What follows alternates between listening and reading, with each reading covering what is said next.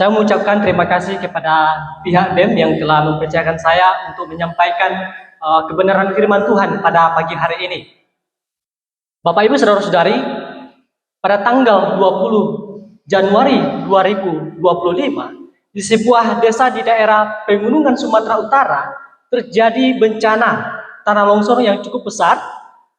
Banyak rumah pegunungan Sumatera, banyak pegunungan, dan di sebagai besar, warga harus mengungsi dan pakaian seadanya. Tanpa tahu kemana mereka akan pergi dan apa yang akan terjadi esok harinya. Di antara para pengungsi, itu ada seorang ibu namanya Bu Maria yang telah kehilangan rumahnya dan sebagian tempat yang mencari nafkah dan juga ladangnya juga hancur.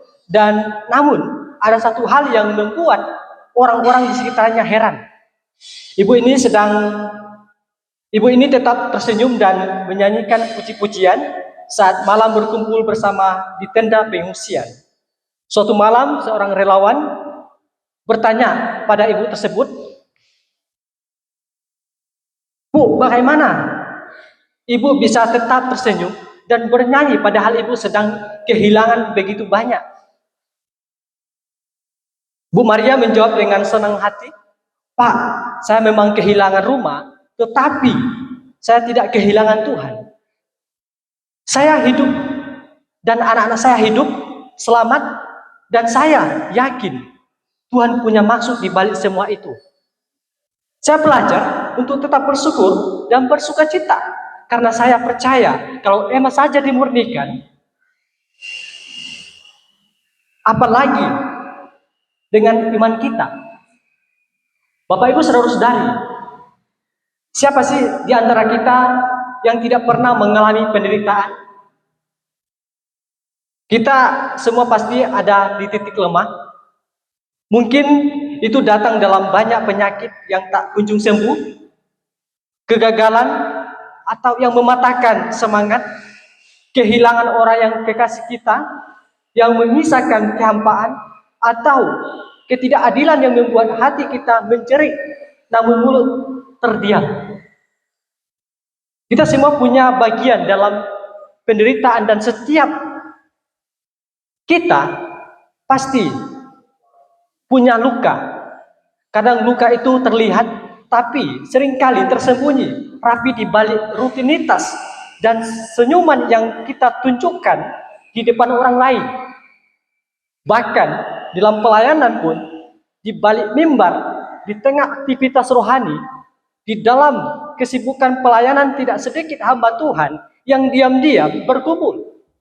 Kita mungkin terlihat kuat, penuh semangat, bahkan bisa memberkati banyak orang. Tapi siapa tahu bahwa ketika kita turun dari mimbar, kita kembali bergumul dengan air mata yang tidak bisa kita tunjukkan. Kita mendoakan banyak orang, tetapi ketika kita melihat kembali ke asrama kita masing-masing, pasti kita mempertanyakan, di mana sih Tuhan? Bapak Ibu Saudara-saudari, kerinduan untuk dipulihkan adalah kerinduan yang sangat manusiawi. Kita semua ingin keluar dari tekanan, kita ingin merasakan kembali sukacita, kita ingin hidup terasa ringan, tapi yang seringkali tidak kita sadari bahwa proses menuju pemulihan itu tidak selalu mulus dan manis. Justru seringkali pemulihan dimulai dari kehancuran. Seperti tanah yang harus dibajak sebelum bisa ditanami kembali, begitu pula hati kita kadang harus diremukan sebelum disembuhkan. Ini adalah penderitaan dan pemulihan, bahwa untuk disembuhkan kita harus rela terluka dulu. Untuk dibantu kita harus rela diremukan. Dan inilah yang ditegaskan oleh Rasul Petrus. Mari kita sama-sama buka Alkitab kita yang terambil 1 Petrus pasal 1 ayat 6 sampai 7. Saya undang Bapak Ibu Saudara untuk bangkit berdiri. Mari kita sama-sama bacakan di layarnya. Hitungan sampai 3. 1, 2, 3. Bergembiralah akan hal itu, sekalipun sekarang ini kamu seketika Maksud semua itu yang amin.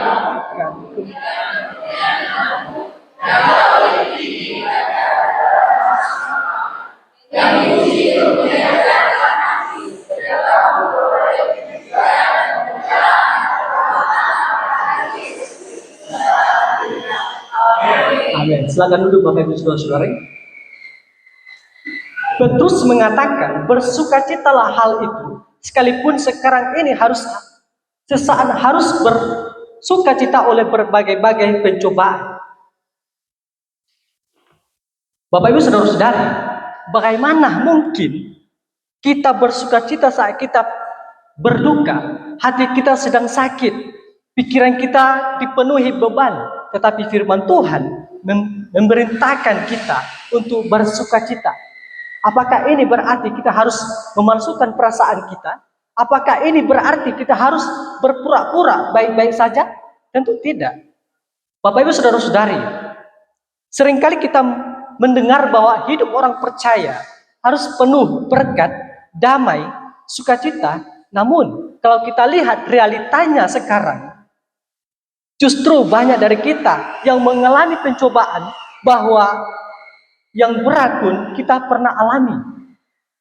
Bayangkan Bapak Ibu Saudari, menjadi seorang pengikut di zaman Rasul Petrus yang tinggal di daerah seperti Pontus, Galatia, atau Kepadokia, mereka adalah orang-orang percaya.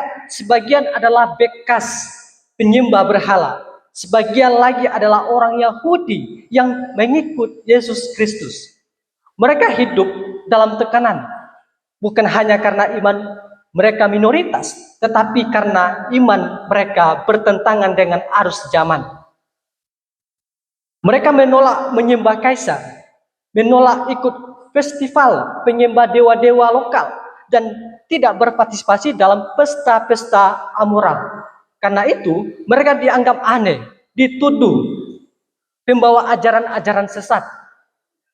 Beberapa kehilangan pekerjaan, beberapa kehilangan keluarga, anak-anak mereka dihina, dan istri mereka dilecehkan. Mereka menghadapi tekanan sosial, diskriminasi, bahkan ancaman nyawa. Bapak Ibu Saudara-saudari, di zaman sekarang mungkin bentuk pencobaan kita berbeda, tapi sakitnya tidak kalah berat. Bisa saja kita mengalami masalah keuangan, masalah tugas, keluarga kita mungkin, masalah pacar kita mungkin.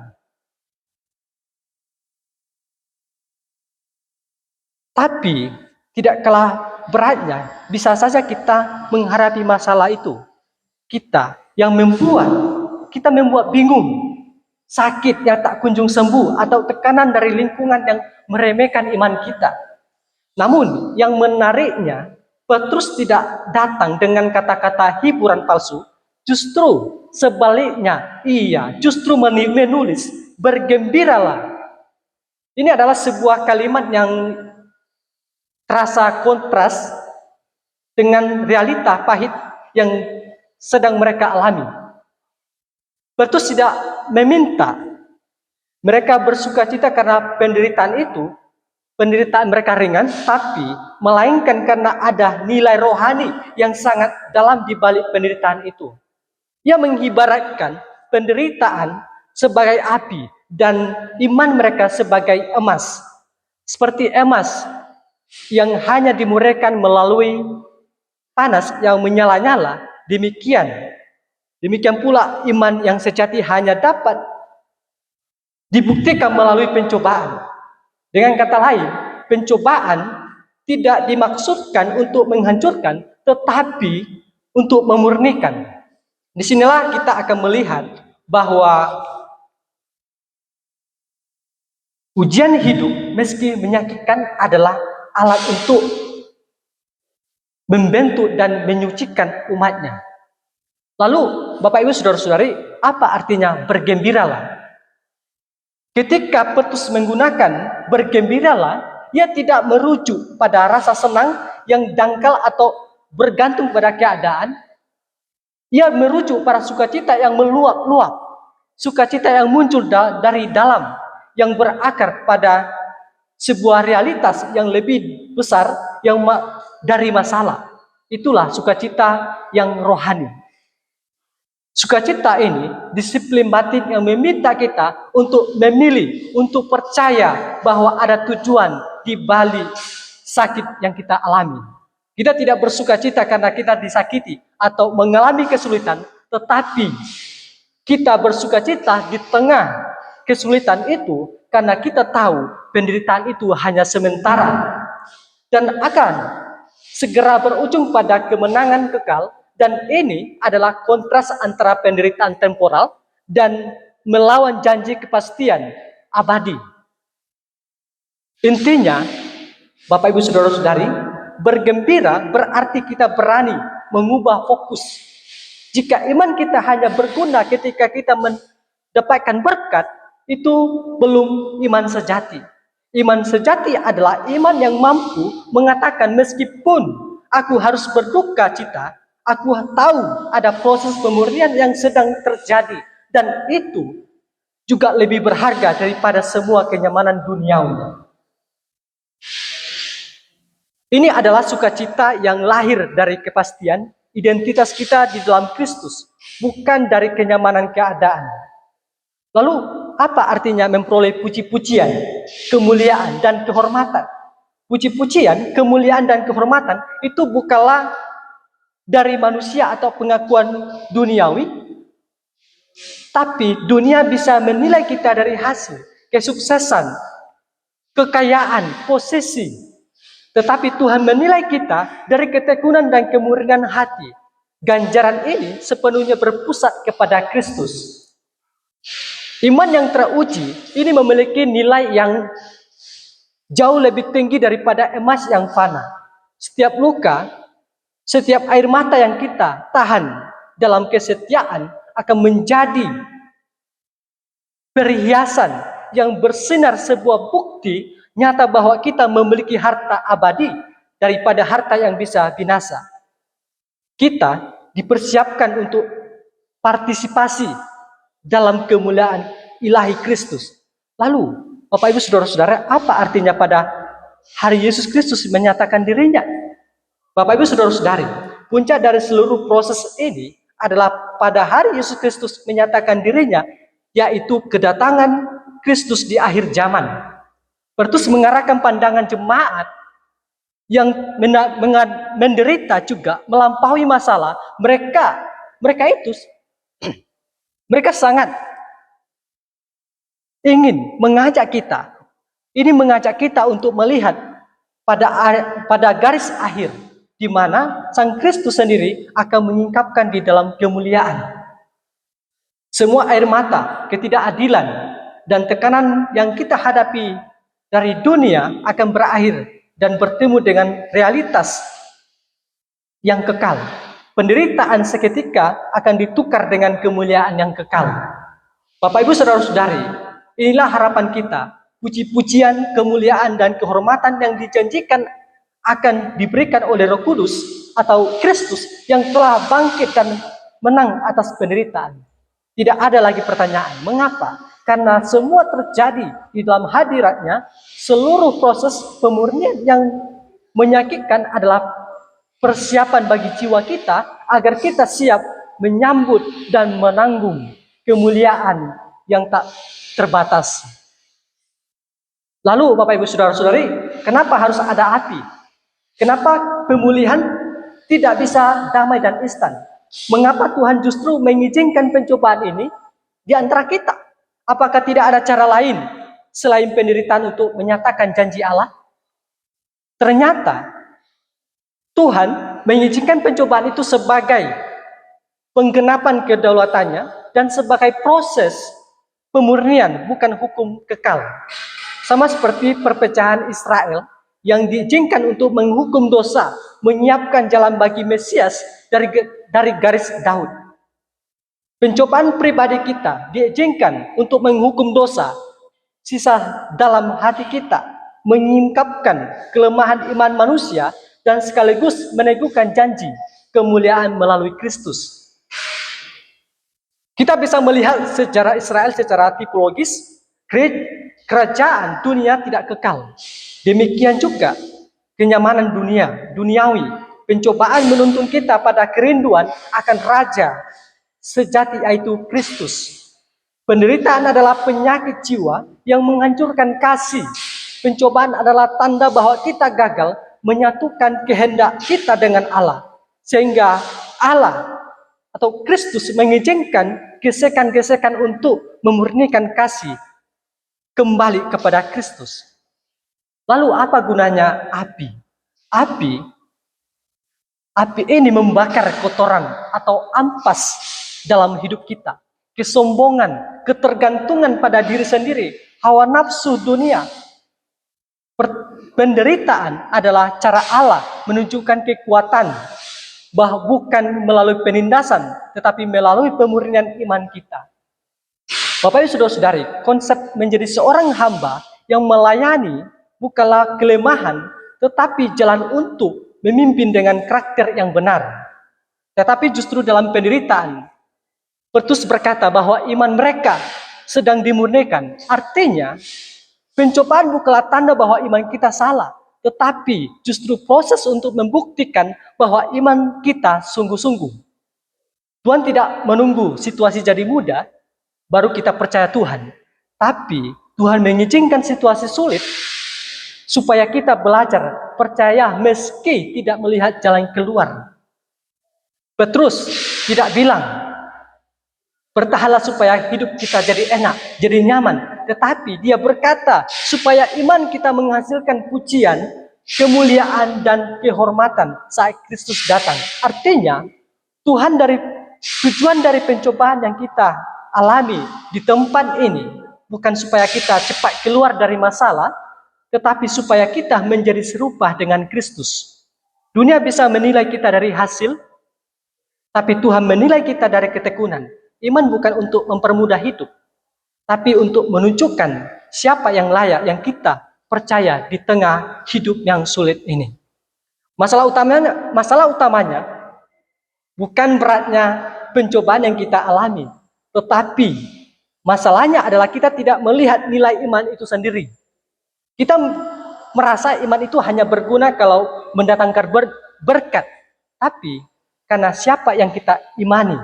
Masalahnya bukan bahwa iman kita terlalu kecil, tapi bahwa kita seringkali mengukur iman dengan kenyamanan, bukan dengan kesetiaan kita.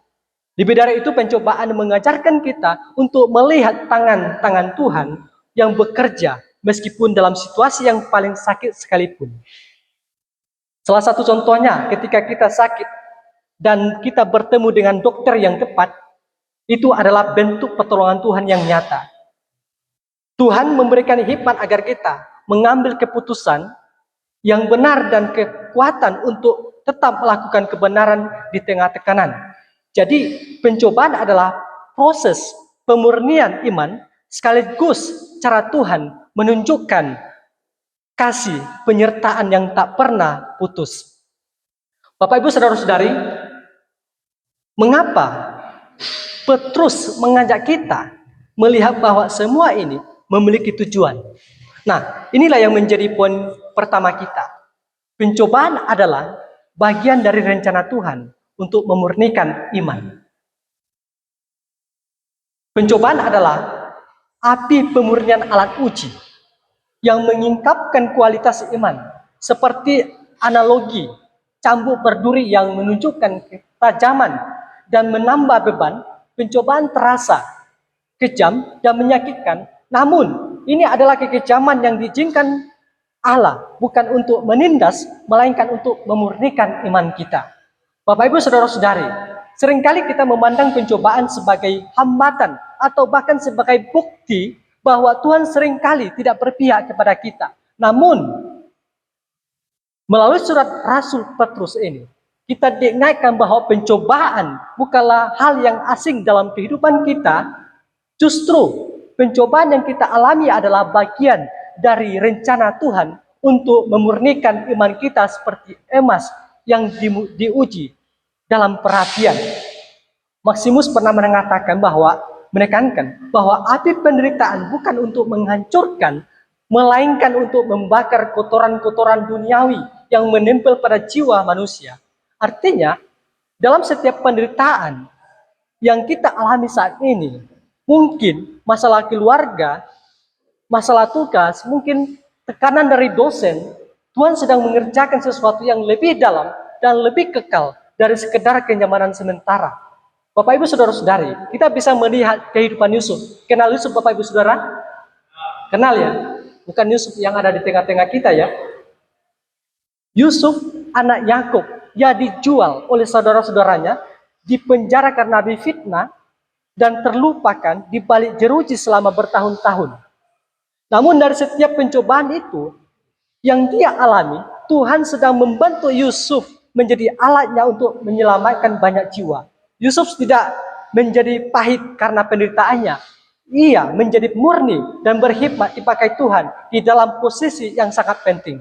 Yusuf kemudian berkata kepada saudara-saudaranya di dalam Kejadian 50 ayat 20, memang kamu telah mereka rekakannya yang jahat terhadap aku, tetapi Allah telah mereka rekakan yang untuk kebaikan. Artinya Bapak Ibu Saudara-saudari, penderitaan tidak pernah sia-sia. Bahkan yang jahat sekalipun, Tuhan sanggup pakai untuk mendatangkan kebaikan, bukan untuk kita, tapi juga untuk orang-orang di sekitar kita. Bapak Ibu Saudara-saudari, seperti Ayub yang tetap setia, akhirnya dimuliakan. Kita juga akan menerima hadiah kekal dari kesetiaan kita. Inilah yang menjadi poin kedua kita. Kesetiaan di dalam pencobaan akan mendatangkan kemuliaan kekal. Kesetiaan kita di dalam menghadapi pencobaan tidak pernah sia-sia.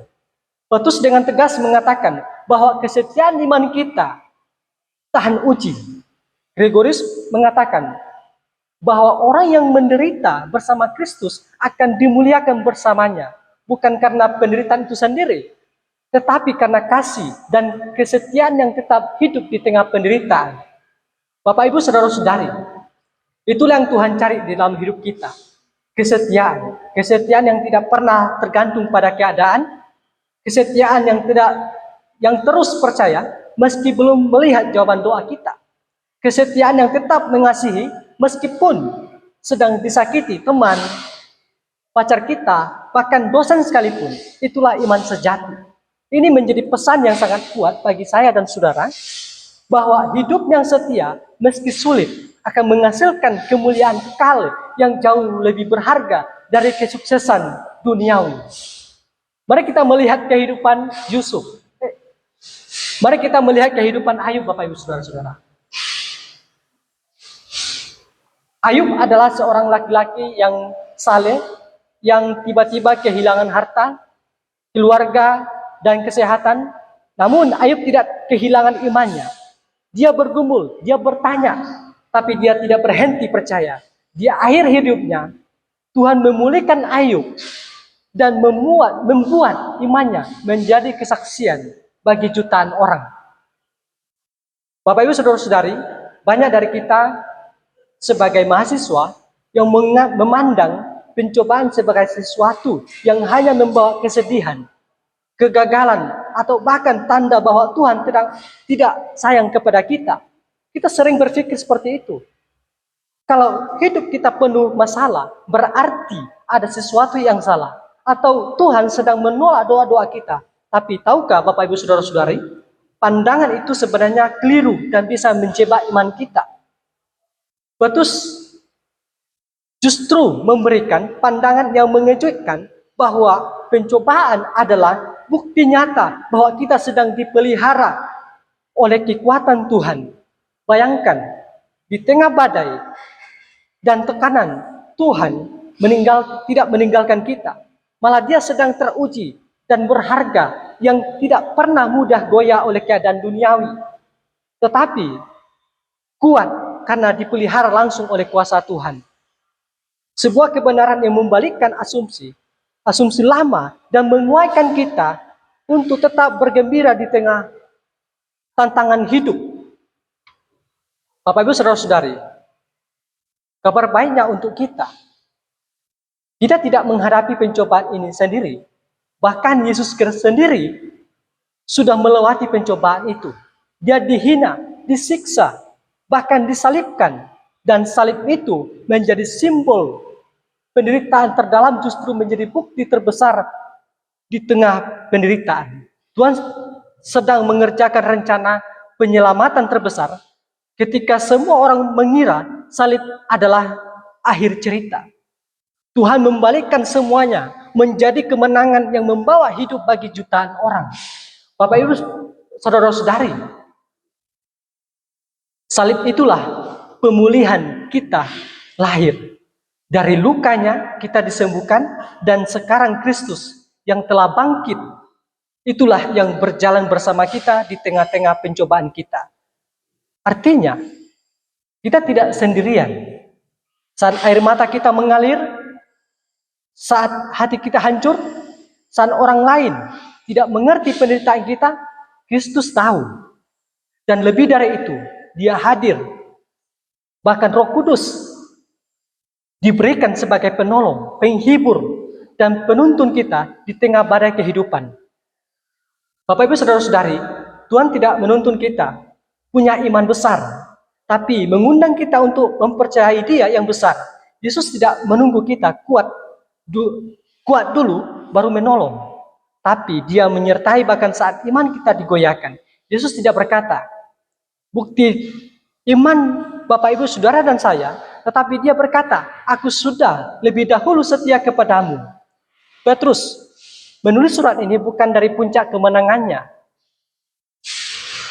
tetapi setelah ia sendiri pernah gagal, pernah menyangkal Tuhan, pernah lari, tapi justru dari kegagalan itu, dia tahu Tuhan memulihkan orang yang mau kembali kepada Kristus. Artinya, Tuhan tidak menuntut format iman kita.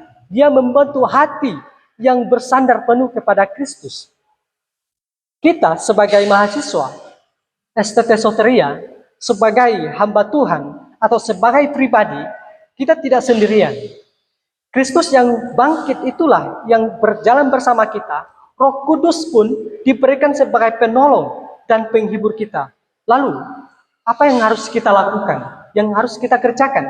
Yang pertama, mengakui dan belajar dari kesalahan. Ketika kita membuat kesalahan, penting untuk tidak menyangkal atau menghindarinya, tapi justru mengakuinya dengan jujur. Dan dengan mengakui kesalahan, kita bisa menganalisis apa yang salah, mengidentifikasikan pelajaran berharga, dan mengambil langkah untuk memperbaikinya. Ini adalah proses untuk membantu kita menjadi lebih bijak dan bertanggung jawab bagi kita sebagai mahasiswa yang mengakui kesalahan di dalam studi, memungkinkan kita untuk memperbaiki strategi belajar dan meningkatkan kualitas hasil kerja di masa depan kita nanti. Yang kedua, belajar menerima pencobaan sebagai bagian dari rencana Tuhan, bukan kutuk atau kegagalan. Ketika kita mengadari bahwa Tuhan mengizinkan pencobaan demi tujuan yang mulia, kita tidak lagi memberontak atau menyalahkan keadaan. Kita justru akan belajar, berserah dan bertanya, Tuhan, apa yang ingin Tuhan bentuk dalam hidupku? Dengan melalui pencobaan ini adalah langkah awal untuk menuju kedewasaan iman kita. Yang ketiga, bangun hubungan yang intim dengan Tuhan melalui doa dan firman Tuhan setiap hari. Di saat-saat sulit, kita sangat butuh suara Tuhan untuk menuntun langkah kita. Firman Tuhan memberikan kita hikmat, dan doa adalah saluran kekuatan rohani kita. Luangkan waktu khusus untuk bersekutu dengan Tuhan. Kekuatan sejati lahir dari penderitaan yang intim dengan Tuhan, bukan hanya saat krisis, tapi menjadikannya sebagai gaya hidup kita. Demikian firman Tuhan pada pagi hari ini. Tuhan Yesus memberkati. Mari kita berdoa. Bapak yang baik, kami sangat bersyukur pada pagi hari ini Tuhan telah mengingatkan kami. Mungkin selama ini kami menganggap penderitaan masalah yang kami hadapi, inilah masalah yang sangat brutal bagi kami. Tetapi kami percaya setiap pencobaan, pergumulan yang kami hadapi, justru kami lebih dekat kepada Kristus. Kami percaya Tuhan, setiap pergumulan yang kami alami, setiap pergumulan atau masalah yang kami hadapi di tempat ini, tetapi bukan untuk melemahkan kehidupan kami. Terima kasih Tuhan, firman yang kami dengar pada pagi hari ini, biarlah kami bisa mengaplikasikan dalam setiap kami, biarlah firman yang kami terapkan setiap hari, inilah menjadi bekal kehidupan kami. Jadikan kami sebagai pendengar firman-Mu, jadikan kami sebagai pelaku-pelaku firman-Mu, biarlah kami bisa menyampaikan kebenaran firman-Mu dari setiap dunia yang kami tempati. Terima kasih Tuhan, inilah doa kami serahkan ke dalam tangan-Mu, hanya di dalam nama Tuhan Yesus Kristus, Juru Selamat kami sudah berdoa. Amin. Saya serahkan kepada host.